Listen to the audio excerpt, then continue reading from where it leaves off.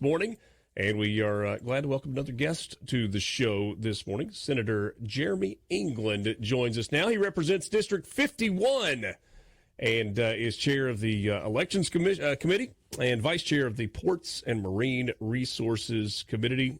Senator England, good morning to you. Hey, good morning, Richard. Thanks for having me on this morning. Absolutely. Appreciate it. I hope I've made this joke, and it's probably stale at this point, with just about every representative or senator that I've talked to.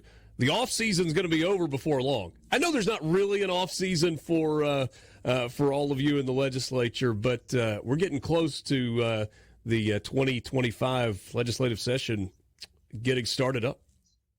That's right. Look, I know baseball looks at when catchers and pitchers report. We reported just about immediately after session last year. So, getting ready for the big 2025 session. I think it's going to be a good one. What in your mind, and I know for different people there are maybe different priorities going into a new session, and maybe the most important priorities are those for the speaker and the lieutenant governor. But from your perspective, and for your constituents that you represent, what's top of mind as we go into this new session? Yeah, so and that's a good question. Top of mind for me, last year was my first time to be appointed as elections chairman of the Senate Elections Committee. And I didn't find out until January of last year. Man, we started running full speed. And, of course, we're just coming off of one of the biggest elections we can probably all remember. So there's things we're looking at. We're going to be looking at campaign finance reform. And, of course, that's important with what's going on right now in the city of Jackson with, the mayor not having his reports in on his campaign issues and things like that. And without getting into that too much, I just want to say that, that's very important. The people in Mississippi need to be able to find, who's donating to campaigns, how campaign funds are being spent in Mississippi. So that's important. That's a very important thing for the lieutenant governor. He's got us looking at that. We looked at in-person early voting, trying to give Mississippians, hardworking Mississippians, a more convenient and easier option to go vote. What my bill I passed through the Senate last year would have allowed us to do is show up at your circuit clerk's office with a voter ID, just like you do on election day, and cast an actual ballot into a machine up to 15 days prior. So you don't have to worry about the weather, having an impact on the election. You don't have to worry if your kids have dance or soccer or whatever they've got going on, and you just can't get to the polls. I really hope we see that come out, that we hit the ground running with that early this year as well. So those are two issues just right off the top of my head. Yeah, a couple of things. One, I feel like we should say congratulations. If there were issues on election day, they were very small and they were isolated and they were handled quickly. All in all, it felt like an exceptionally smooth election day. I know we're 6 days away from a runoff with a few races still to be decided, especially in the judicial space. But that's right. I mean, it feels like in a lot of ways Mississippi is a model that other states should be looking at. I know that because of a smaller population, maybe we don't have some of the challenges that some places do. But you also look at Florida that's got 13 million people, and they were pretty efficient as well. There are ways to run good, clean, efficient elections if you care about doing that. That's absolutely right. And you're right about Mississippi being a model for the rest of the country. And look, I appreciate you telling me congratulations, but let me take the opportunity to say thank you and congratulations to Secretary of State Michael Watson, all of our circuit clerks, all of our elections commissioners, and all of our poll workers, really. I've served as a poll worker during the election of 2020. After I was elected, my elections commissioner called and said, hey, we'd love for you to come work in elections, see what it's like from the other side of the table. And I tell you, man, that's a hard-working group of people, our elections chairmen and commissioners and poll workers. And they did a fantastic job. And I just think we can improve on things. We want to make sure things are secure. We want to make sure that people in Mississippi are confident that their votes are counting and only their votes as citizens and valid electors are counting. And then we build on that. Secretary Watson and I were talking a few weeks back about the early voting idea. And I think he and I both kind of looked at it at the standpoint of kind of traditionalist and like there's a little bit of nostalgia of going to the polls on election day.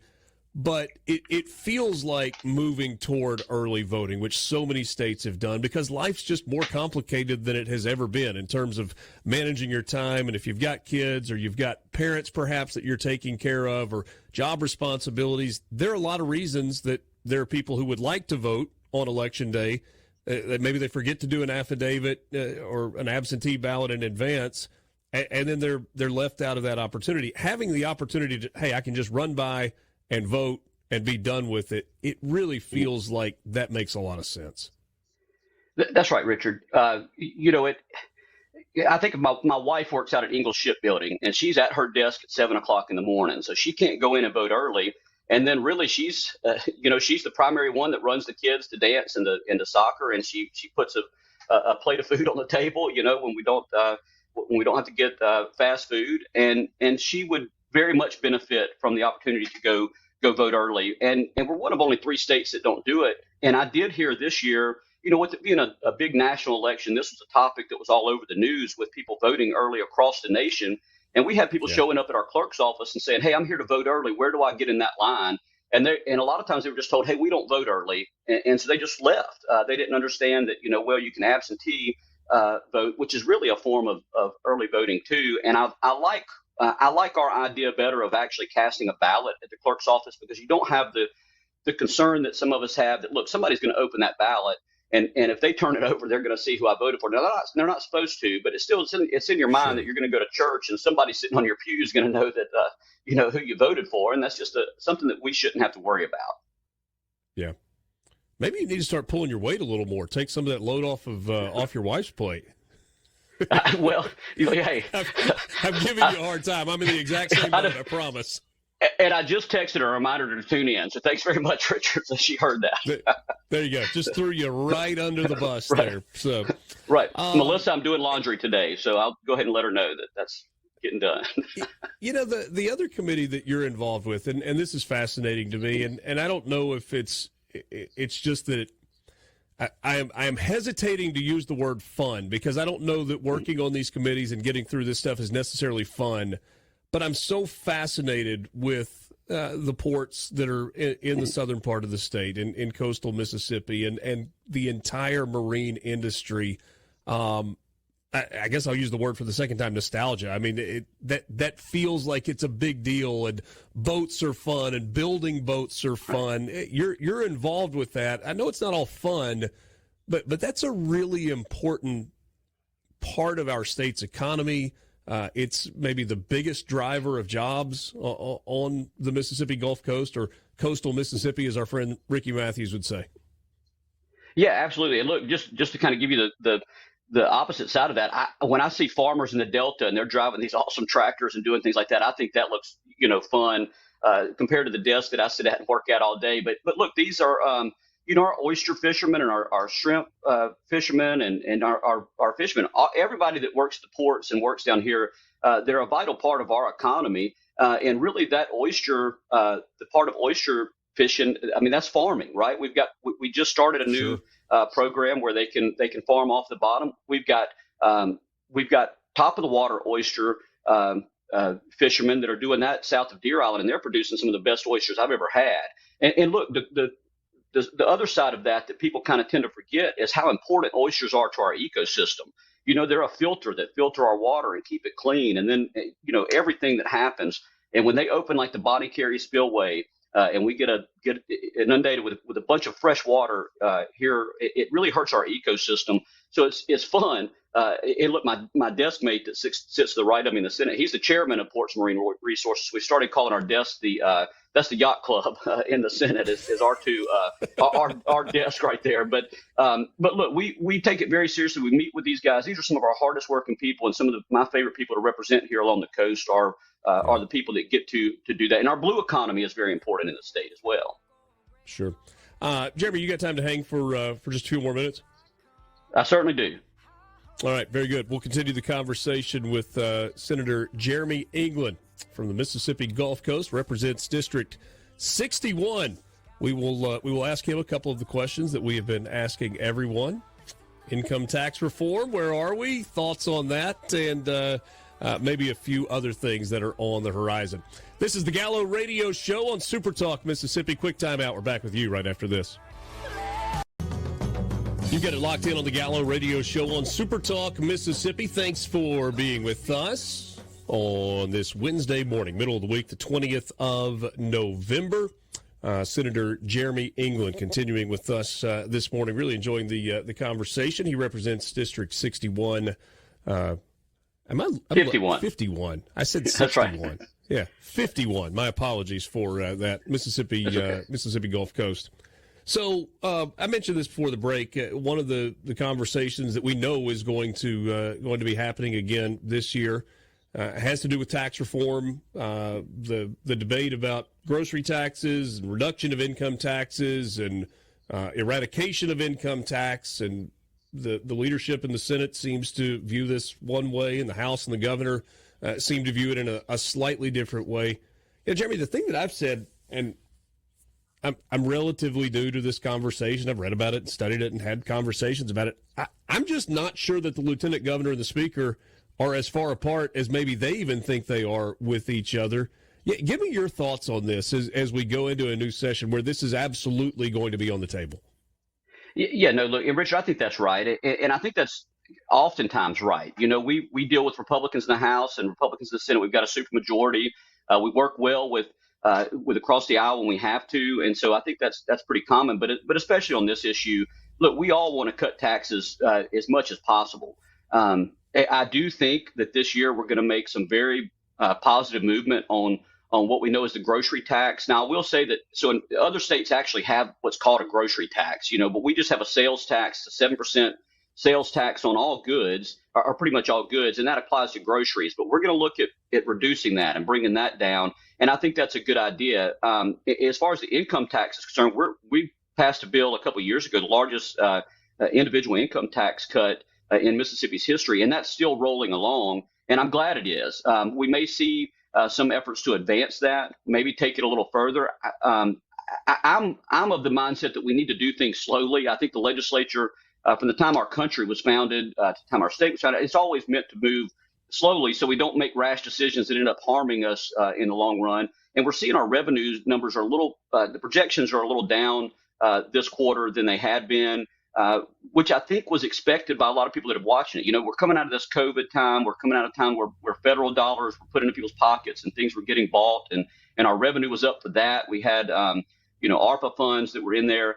And I think that just, this year, 2025, 2026, we're going to be getting back to maybe what I would call a baseline to see how much more we can cut moving forward. But even if we do nothing on taxes this year, Richard, if we don't pass a single bill regarding taxes, we're still cutting taxes based on previous year's tax cuts. So that's a good thing. So when you say taking a step back a little bit, the last 2 or 3 years have been at about an $800 million surplus, in that $800 to $1 billion range in terms of surplus. Still a surplus, just not as big? Is that what we're talking about, kind of based on these quarterly projections? That's right. Yeah. And look, we're still at a surplus, and we should be a balanced budget state. We are a balanced budget state. So if we're dealing with a surplus, we need to find ways to eliminate that surplus to make sure that people have money in their own pockets. But our state income tax as long as there's a significant savings fund, right? I mean, not we want to zero this out with no money in the bank. That's right. Well, and that's what our concern is. We don't ever want to get into a situation where we cut taxes and then all of a sudden we can't perform our functions that we're supposed to as a government. What I would like to see us do is continue to cut the state government. And I know we're going to be looking at state agencies pretty heavily in the Senate. I know that's a priority of the lieutenant governor, I believe, in the House as well. And they're looking at things with regard to education and different districts and things.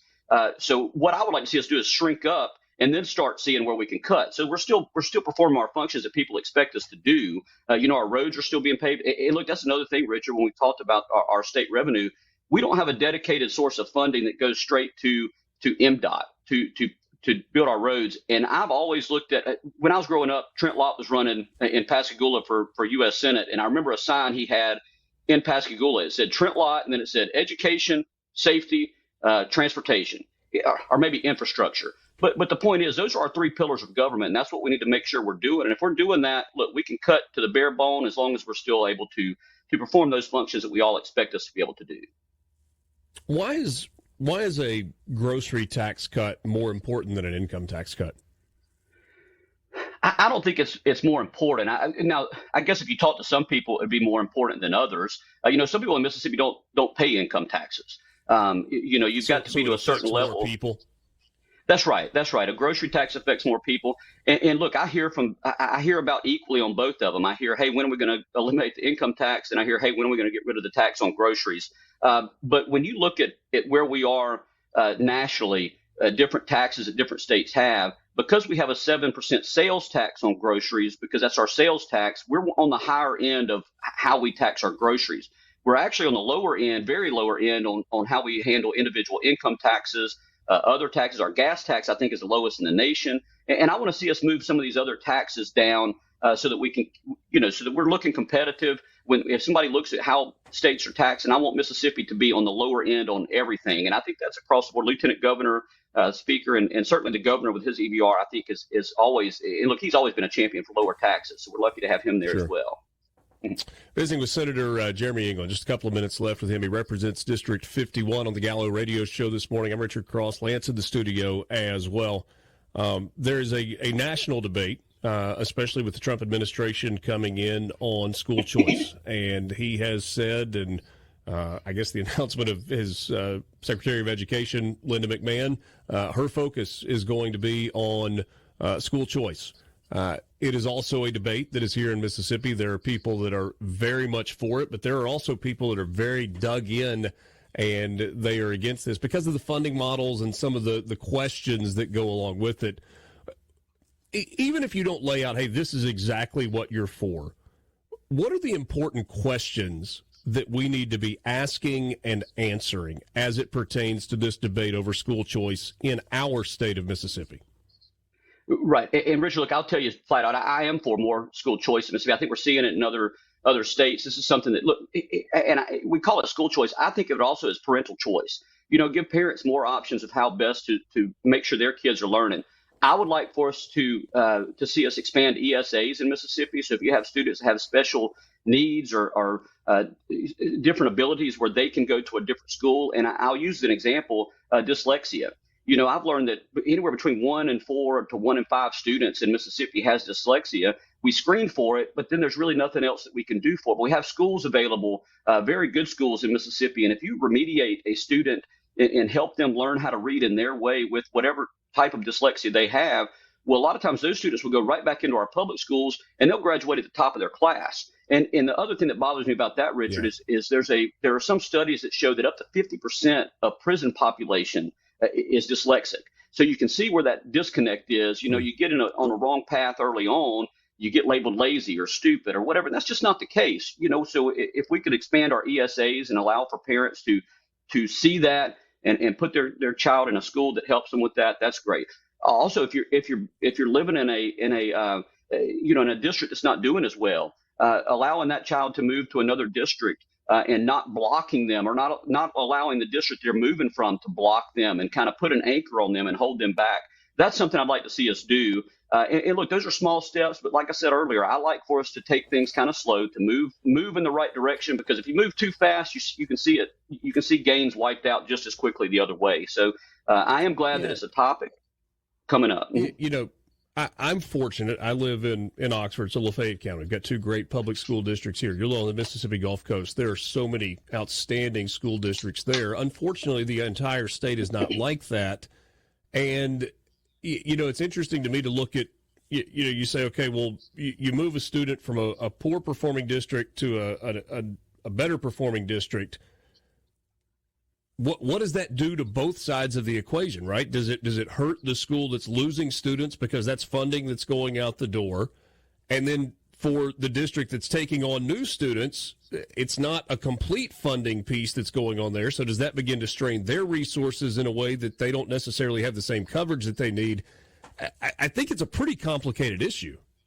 It is. And look, that's something that we look at, but I don't think you're going to see as much the good students moving to other districts because they're good students. I think that what the issue is like I mentioned, these students have special needs and things that just aren't getting fulfilled at other schools. And if you see those students, say a student with dyslexia or with autism or some other disability where they can look, really are special abilities once we start tapping into those, not disabilities, but you move them to that other school, there might be some funding shift there, but those schools are going to be able to focus more on the kids they have there. So it's really win-win when you look at it.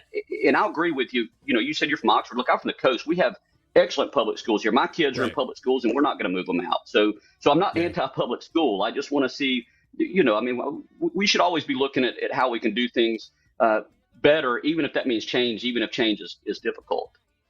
You know how much it matters in this state. I just want to make sure that people don't forget, whether they're in the Senate or the House, when this conversation is happening, don't forget that there is an athletics piece that plays a role in this as well.